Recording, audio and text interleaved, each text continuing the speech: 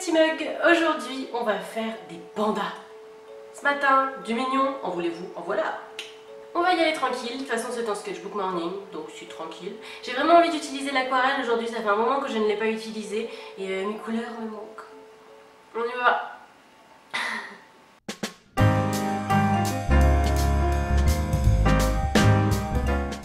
Alors, aujourd'hui on part sur un sketch moins précis que ceux que j'ai pu réaliser dans les vidéos précédentes, que ce soit pour le fan art de Totoro ou celui de Sakura Card Captor. Je n'avais pas la même optique pour la suite, donc je n'ai pas réalisé l'illustration de la même manière au niveau du process et de la façon de faire ce sketch justement.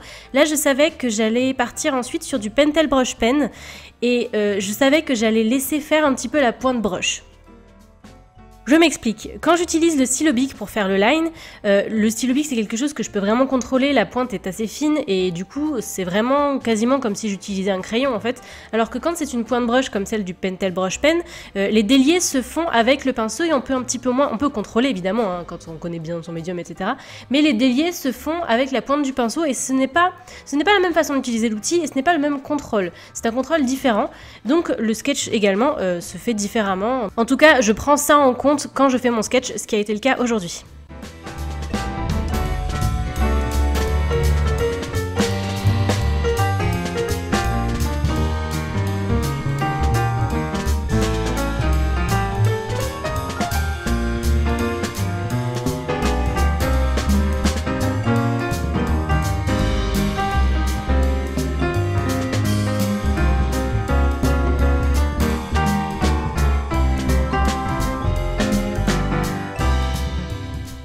Donc j'ai rempli toute ma double page et j'étais contente de faire des recherches sur des pandas parce qu'honnêtement, quand j'ai trouvé mes références, j'étais tout le temps en mode « Ah, trop mignon !» Enfin, c'était super agréable.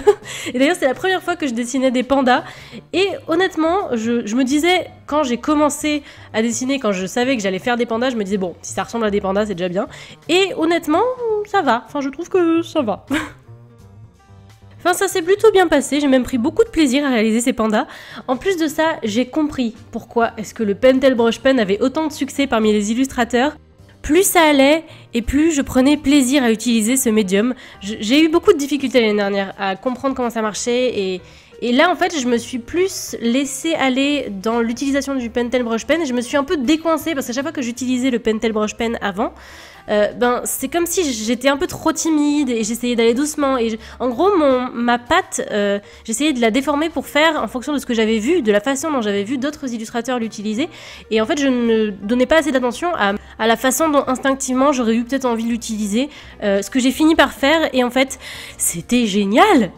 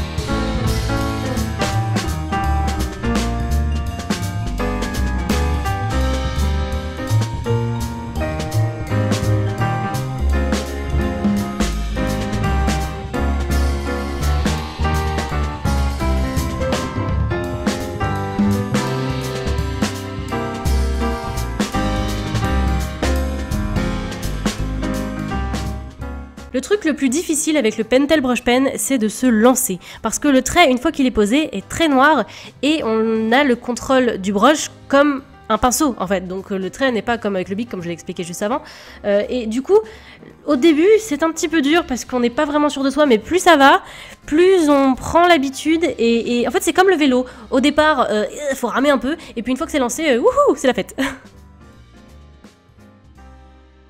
Maintenant, je n'ai plus qu'une seule envie, c'est de recommencer à utiliser ce médium-là, parce que c'était un vrai bonheur. En plus de ça, je vous ai dit dans ma dernière vidéo que j'avais quelques douleurs au poignet, et bon, ça a un petit peu empiré en fait, après le tournage de la vidéo de Sakura Card Captor.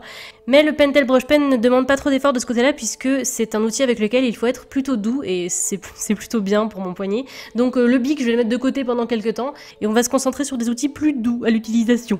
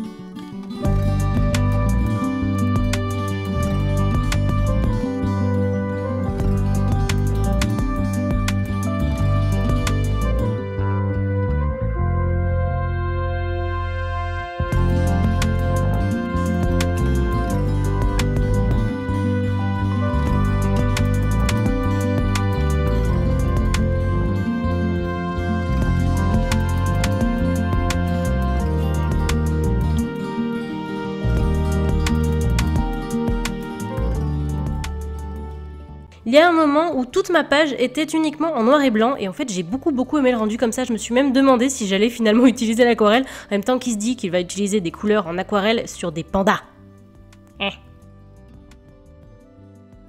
Bon, c'était le matin, je n'y avais pas pensé, bon, hein. Mais j'ai quand même mis des couleurs, donc ça fait une petite touche. J'aime bien le résultat, mais j'aimais également le résultat sans les couleurs, donc bon, ça va. Honnêtement, je pensais que ce serait pire que ça.